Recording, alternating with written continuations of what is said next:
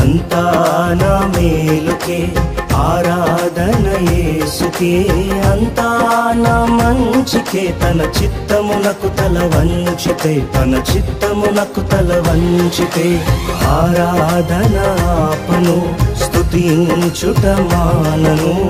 ఆరాధన ఆపను, స్తుతించుట మానను, స్తుతించుట మానను.